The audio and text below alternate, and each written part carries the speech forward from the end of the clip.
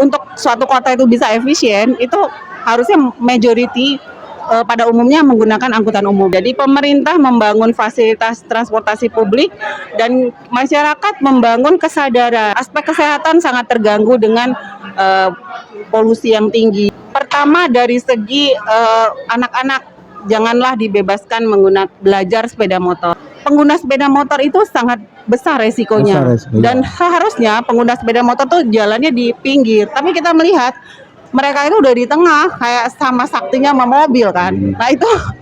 Hai Gelora Mania. Hai Gelora Mania. Hai Gelora Mania. Assalamualaikum warahmatullahi wabarakatuh. Hai Gelora Mania. Berjumpa lagi bersama Bung Gel di acara Gelora Mania. Saat ini Bung Gel sedang berada di daerah Gombel, yaitu di Cafe Ideologis. Dan di sini juga Bung Gel sedang bersama pengamat transportasi. Hai. Nah, boleh perkenalkan diri? Ya. Ibu atau Ito atau siapa ini? Biasanya dikenal dengan Bu Tere. Tere apa ini, Bu? Nama lengkap saya Teresia Tarigan. Saya orang Batak tapi sudah menetap di Semarang dari tahun 2002 ya, sudah lama juga ya. Ya, karena pindah kerja tapi kemudian menjadi betah sekali di Semarang, kota kita tercinta. Itu dulu pertama kali awal Ibu bisa ada di Semarang bagaimana? Saya kerja di perusahaan logistik internasional, direkrut di Medan, kemudian pindah ke TNT Pekanbaru, kemudian pindah ke Semarang. Itu yang membuat saya jadi profesional yang nomaden sih waktu itu. Tahun berapa itu? Dari 2002. 2002 sampai saat ini ya? Bekerjanya saya sampai 2004. Oh, 2004. Sekarang ini aktivitas Ibu Teresia Tarigan apa ya? Anak-anak udah besar, paling kecil kelas 1 SMA, ada yang sudah lulus, ada yang skripsi, jadi relatif mereka tidak begitu selalu saya dampingin. Jadi saya sudah bisa aktif di kegiatan sosial saya. Pertama mulainya 2015, kemudian ada off-nya karena saya bekerja di perusahaan ekspedisi lagi, kangen suasana kerja ya. Kemudian kembali lagi, kok kayaknya kurang bebas gitu kan. Ya, akhirnya saya kembali fokus pada kegiatan utama saya untuk mengajak masyarakat mau jalan kaki, mau menggunakan angkutan umum, seperti itu. Ini nih Gelora Mania yang kita harus korek atau kita kulik kepada Ibu Teresia Tarigan. Siap. Kalau boleh tahu Ibu Teresia Tarigan itu sudah berapa lama mengamati transportasi? Iya, dari 2000 mulai kuliah S2 saya di lingkungan perkotaan itu tahun 2013.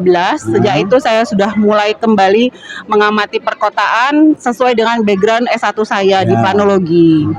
Itu yang sudah pernah Ibu Teresia amati di daerah-daerah mana aja, Bu? Untuk lingkup Jawa Tengah lah misalnya. Oh, saya sudah rutin Salatiga, kemudian Kendal menjadi perhatian saya, Demak, karena kita kan berada dalam konstelasi aglomerasi Kedung Sepur. Nah itu, jadi Jawa Tengah ini ternyata memang besar, kemudian kegiatan ekonominya baik dan kota yang menarik ya, lengkap pantai, pegunungan, kemudian sangat pesat perkembangannya. Itu motivasi awalnya seperti apa, Bu? Ibu sampai mengamati lah. Betul, itu penting sekali. Mungkin orang lain agak heran kenapa. Pasti yang bertanya-tanya. Betul. Jadi tahun 94 tuh saya dapat beasiswa dari Singapore International Foundation untuk menjadi exchange student di Singapura. Jadi beberapa mahasiswa di Asia direkrut untuk bisa berbaur dengan mahasiswa, ada NTU, ada NUS di Singapura. Jadi saya mempunyai host family, tinggal di asrama, ikut mata kuliah setengah semester. Nah, karena banyak waktu luang, saya agak bingung mau ngapain ya. Nah, kemudian saya mencoba semua angkutan umum di Singapura. Saya mengunjungi tempat-tempat yang turis tidak akan datangi. Nah, dari situ saya melihat. Contohnya di mana? Di Toa Payoh. Toa Payoh itu nggak akan ada. Saya rasa Gelora Mania yang pernah ke Toa Payoh di Singapura. Coba kalau itu gimana, Bu, di Toa Payoh itu yang Ibu lihat? Hanya permukiman biasa. Jadi biasa. Dan kalau kayak ke objek wisata yang Singapore Zoo, kemudian ke Orchard Road, itu udah hari-hari nongkrong di situ, mengamati orang pulang bekerja, orang berbelanja gitu. Nah, jadi saya melihat bahwa sebenarnya transportasi umum itu buat semua orang, bukan hanya buat kalangan yang captive passengers istilahnya, hanya yang terpaksa harus naik angkutan umum karena dia tidak punya kendaraan pribadi atau dia tidak bisa mengendarai. Sebenarnya untuk suatu kota itu bisa efisien, itu harusnya majority pada umumnya menggunakan angkutan umum. Dan jarak perjalanannya makin singkat, jadi bisa ditempuh dengan berjalan kaki atau bersepeda. Seperti terus itu. saat ibu lihat yang di Singapura itu ya, itu bagaimana terapannya dalam transportasi publik lah ya, seperti itu. Sama yang ada saat ini di Jawa Tengah. Ya, sebenarnya tidak hanya Singapura ya, Eropa Barat juga bagus sekali transportasi umumnya, Australia yang sudah pernah saya lihat. Nah, memang dari sejarah perkembangannya itu Singapura membangun angkutan umum itu dengan tangan besi.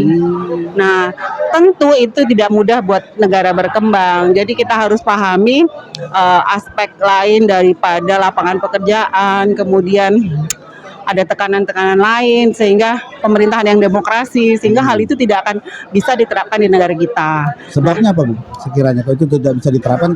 Karena kita tidak seotoriter pemerintah Singapura seperti Mr. Lee Kuan Yew kan. Beliau bisa mengatur banyak hal, beliau bisa memutuskan banyak hal. Di kita kan parliamentary juga berperan. Untuk sistem yang di sana diterapkan kemarin tidak akan bisa. Tidak bisa. Bagusnya, pantasnya kalau yang di sini itu diterapkannya seperti apa Bu? Biar juga dipandangnya enak, dilihatnya juga enak ya toh? Kita perlu menuju ke sana dengan upaya berbagai pihak, tetapi berbarengan. Jadi pemerintah membangun fasilitas transportasi publik dan masyarakat membangun kesadaran bahwa isu keterbatasan lingkungan, isu polusi, isu perebutan ruang karena tadinya untuk taman, tadinya untuk penanaman pohon menjadi tempat parkir, menjadi jalan. Nah, aspek kesehatan sangat terganggu dengan polusi yang tinggi. Nah, itu jadi dengan membangun kesadaran, edukasi, ada willingness dari masyarakat. Oke, saya ambil bagian. Saya juga bertanggung jawab untuk lingkungan saya lebih baik. Gitu deh. Nah, menurut Ibu, transportasi di Jawa Tengah ini apakah sudah layak atau masih kurang layak atau bagaimana? Oh, dibanding kota-kota lain di Indonesia kita baik, cukup baik. Kita sudah mempunyai tentu kita sebagai tempat di Pulau Jawa kita sudah mempunyai jaringan kereta api yang sudah bagus, dari dulu sudah terakses, itu satu. Kemudian yang kedua, kita sudah memiliki Trans Semarang, kita sudah memiliki Trans Jateng. Nah, tinggal perlu integrasi. Contohnya integrasi kota-kota di sekitar Semarang. Nah, jadi pekerja pun memang sudah mobile. Yang tinggal di Purwodadi bekerjanya di Semarang. Tinggal di Kudus bekerjanya juga di Demak, ada ke Semarang. Jadi bagaimana kita membangun perumahan-perumahan yang mendekatkan pada tempat bekerja sehingga tadi perjalanan tidak terlalu jauh. Ya biar nggak tua-tua di jalan gitu kan. Kemudian juga atau kejemur di jalan ya. Kejemur di jalan. Nah, itu dia. Nanti kalau ada lampu merah mesti cari pohon lagi kalau nggak ada pohonnya. Nah, jadi intinya tinggal peningkatan infrastruktur lagi ya, seperti sudah dibangun tol Demak Semarang, itu sangat membantu karena memang masalah rob itu tidak bisa kita harus memang membangun tanggul sebagai jalan tol. Nah, itu jadi infrastruktur Jawa Tengah maju, kemudian kota Semarang juga sudah sangat responsif. Provinsi Jateng responsif juga dengan membangun Trans Jateng, sudah masuk ke Kendal, ke Bawen, kemudian ke Purwodadi. Jadi tinggal bagaimana semua diintegrasikan sehingga lebih maksimal dan masyarakat harus merasa berkontribusi dalam mengurangi kepadatan lalu lintas. Ya, memang juga kalau di sini ya, kalau masalah pemerintah membangun, tapi sedangkan warganya saja tidak mau memelihara dan menjaga juga percuma ya Bu ya. Betul. Nah, satu hal yang agak jadi kan harus ada saling kontribusi ya. Betul. Jadi tidak cukup peran pemerintah. Pemerintah tuh memikirkan banyak hal. Memikirkan ekonomi, memikirkan sosial, memikirkan segala hal. Nah, masyarakat juga harus bersama-sama bagaimana bersikap tertib lalu lintas, bahwa kita toleransi, menjaga kecepatan. Saya melihat kekurangan masyarakat dalam berkendara adalah tidak mengerti kecepatan, di mana ketika sampai harus dibangun kok nggak enak ngomongnya ya, polisi tidur. Namanya rem ya. Nah, itu karena tidak mematuhi batas kecepatan di bawah 30 km per jam dan tidak mempunyai knalpot yang suaranya mengganggu. Nah, ketertiban itu masih sangat kurang di masyarakat kita, ya harus kita akui. Oke, ini juga, oh ya Bu Teresia. Ya, Teresia apa Ibu Taragan ini? Bu Tere, paling populer Bu Tere, sok populer. Ini juga saya ada pertanyaan dari Gelora Mania. Ya, Menurut Ibu Tere itu penggunaan sepeda motor masyarakat itu bagaimana? menurut saya sebaiknya kita kurangi. Heeh. Pertama dari segi anak-anak, janganlah dibebaskan belajar sepeda motor Ya, terlalu betul. dini. Betul. Itu selalu banyak lihat, itu berbahaya karena Oh, jadi nanti memang terlalu dini ya? ya Bukannya dini sudah menikah, Bu? mungkin ya, yang kita keberapa. menikah dini gitu. Iya. Ya kan itu lagi. Itu satu hal yang kadang-kadang saya pikir resiko kecelakaan sepeda motor itu Ya. lebih tinggi daripada mobil karena tidak ada perlindungan di tubuhnya. Hal kecil tidak terlihat kecepatan atau gangguan di jalan bisa membuat sepeda motor jatuh. Dan umumnya yang saya lihat anak-anak itu tidak menggunakan helm. Walaupun di jalan lingkungan ya, bahkan banyak yang di jalan raya. Nah, hal kedua adalah Ya, iya, soalnya seperti ini kalau aku memandang ya, Bu. Maut itu tak seindah dangdutan, Bu. betul, Seperti kapan itu. aja Iya. dan konyol kan Ah. kalau terjadinya karena itu. Ah. Maksud saya itu. Berarti memang harusnya orang-orang tua ya. Kuncinya di orang tua. Orang tua. Belilah sepeda daripada mengizinkan ketika orang tuanya libur, anak-anak belajar main dengan sepeda motor. Itu sangat tidak saya sarankan. Ya. Nah, menurut Ibu Tere, pengguna transportasi umum itu di wilayah Jawa Tengah lah ya. Menurut Ibu Tere itu sudah berapa persen? Masih di targetnya sebenarnya paling ideal adalah 60%. Tetapi kenyataannya kita masih sangat kurang dari 5%. Yang Ibu udah amati Iya, ya? ada datanya juga Iya. kurang dari 5%, Ah. sehingga itu masih perlu usaha keras untuk bagaimana menjadi pilihan masyarakat. Nah, saya melihat kemudahan menggunakan sepeda motor, batasan umur, kemudian tidak ada syarat cicilan tadi membuat terlalu mudah. Kemudian juga tidak ada sanksi tegas, misalkan sepeda motor itu tidak mematuhi aturan lalu lintas. Nah, ya. Bahkan kantor-kantor juga membebaskan karyawannya berangkat kerja dengan motor. Kadang-kadang perlu sih membuat kendaraan pribadi itu tidak terlalu kayak memberi karpet merah lah. Gimana mau laku angkutan umum? Iya, betul. Kan pasti itu segmen yang sama kan? Nah, itu seharusnya strateginya supaya mengurangi pengguna sepeda motor itu harus seperti apa, Bu? Dan memang lebih mudah mengajak pengguna sepeda motor menggunakan angkutan umum daripada mobil ya. Ya. Nah, jadi kalau kita fokus menaikkan jumlah pengguna angkutan umum dari segmen sepeda motor, tentunya cara yang paling mudah adalah leasing jangan terlalu mudah lah gitu. Zaman orang tua saya, kita beli sepeda motor pasti cash dan hanya untuk kayak feeder dari rumah ke simpang yang kendaraan umum terakhir gitu. Jadi daripada jalan kaki udah sore pulang les misalnya kan nanti dijemput di situ. Nah, itu masih bagus, masih sangat berguna ya gitu kan.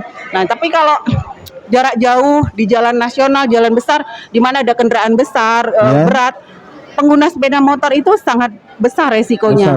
Dan seharusnya pengguna sepeda motor tuh jalannya di pinggir. Tapi kita melihat mereka itu udah di tengah kayak sama saktinya sama mobil kan. Nah itu terkadang juga di trotoar, Bu ya. Wah, itu udah Terkadang di Semarang udah itu. jarang, tapi dulu itu menjadi viral juga. Ada juga lah ya. Ada, tapi itu. Sekarang sepertinya memang masyarakat Semarang itu sudah mulai peduli lah ketertiban. Hanya sangat tergantung pada sepeda motor, masih malas jalan kaki. Padahal itu kan membuat badan kita bergerak, mengurangi polusi dari BBM, bisa menyapa tetangga. Berarti kan memang di sini itu tidak bisa hanya pemerintah saja ya. Tidak. Kita sebagai masyarakat atau warga juga harus saling berkontribusi ya. Betul, kita menjadi agent of change lah. Ada hal yang baik kita tawarkan, kita ajak. Karena kalau kita sendiri yang melakukan itu tidak akan efektif. Jadi harus bersama-sama. Oke, Ibu Tere, tadi kan sudah kita tanyain tentang sepeda motor ya. Terus ide dan gagasan Ibu Tere agar makin banyak orang yang benar-benar menggunakan transportasi, dan transportasi juga harus layak ya Ya, untuk masyarakat, itu handal. bagaimana? Kita sebagai orang tua, karena saya juga orang tua, sebaiknya mencoba menggunakan angkutan umum yang ada. Mungkin di hari libur bisa ke objek wisata dengan menggunakan angkutan umum. Jadi memang jalan kaki dulu ke halte, kemudian dengan pergi mencoba dan mengajak anak-anak, sebenarnya orang tua sudah melakukan dua hal, mengurangi polusi dan kemacetan tadi, tapi juga sekalian memperkenalkan angkutan umum untuk anak-anaknya. Berarti kan dari orang terdekat dulu ya. Betul. Jadi jangan menganggap kalau jalan kaki atau naik angkutan umum itu tidak bergengsi. Justru itu sebenarnya kasta tertinggi adalah pejalan kaki di lalu lintas. Untuk yang terakhir, pesan-pesannya Bu untuk para pengguna transportasi dan juga yang belum menggunakan transportasi, Ya, mohon Bu untuk yang terakhirnya ya. diucapkan. Disampaikan. Para Glora Mania pasti orangnya semangat semua ya. Ya. Jadi saya harapkan kalau yang belum pernah naik angkutan umum, ya dicobalah. Kemudian kirim foto nih. Siapa tahu nanti kita bisa kasih hadiah nih. Kemudian kirim foto, sharing pengalamannya, nanti diulang kembali. Jadi naik angkutan umum, jalan kaki itu bukan sesuatu yang tidak bergengsi, tetapi sesuatu yang mulia untuk kontribusi kepada lingkungan kita. Itu aja. Jadi ayo dari sekarang coba naik angkutan umum. Oke, Ibu Teresia Tarigan, terima kasih banyak Sami-sami. atas sudah mau hadir di acara Gelora Mania ini. Semoga kita akan bertemu lagi ya Bu ya. Terima kasih banyak Ibu Teresia Tarigan. Yes. Hai Gelora Mania. Hai, semangat. Tadi baru kita bincang-bincang dengan Ibu Teresia. Sekarang Bunggal memang berada di, maaf apabila ada sound yang kurang didengar agak terlalu berisik atau gimana, karena kita memang berada di kafe ideologis dan di sini pun kita berada di daerah Gombel. Sekali lagi Bung Bunggal ucapkan wassalamualaikum warahmatullahi wabarakatuh. Salam Gelora Tabe. Hai Gelora Mania. Hai Gelora Mania. Hai Gelora Mania.